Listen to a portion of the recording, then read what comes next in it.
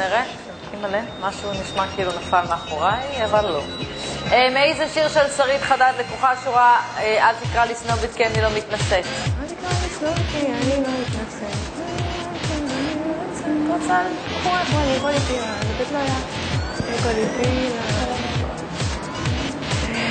תמשיכו לשיר, אז זה...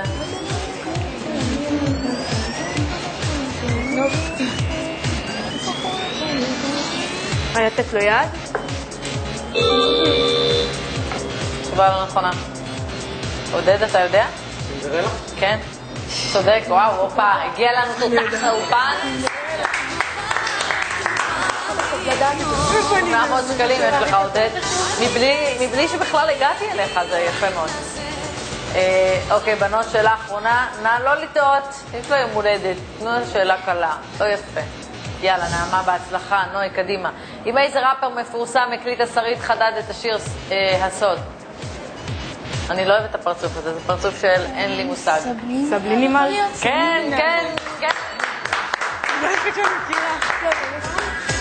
כל הכבוד, יפה מאוד. שרדנו את הסיבוב הזה, בנות. שיר השעה!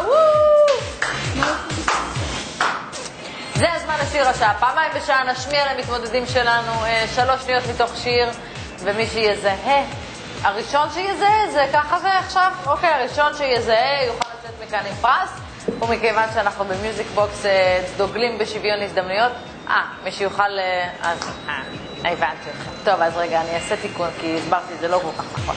מה שהולך להיות, מי שצבר את הסכום הנמוך ביותר, אני בעצם אפנה אליו, שיהיה לו ככה הזדמנות להרים את הכסף שלו. תכף אנחנו נראה מה מצב הנקודות ומי עם הסכום הנמוך ביותר. אני אשמיע 3 שניות מתוך שיר ונקווה שתזהו. תראו לי אבל מי סכומים, כסף על המסך, בואו נראה. אוקיי, נעמה ונוי 1,000 שקלים, עודד 800, שירלי את עם 400, זאת אומרת שהזכות הראשונים ניתנת לך. אני אשמיע לך 3 שניות מתוך שיר, ואם תצליחו לזהות אותו, אני אתן לך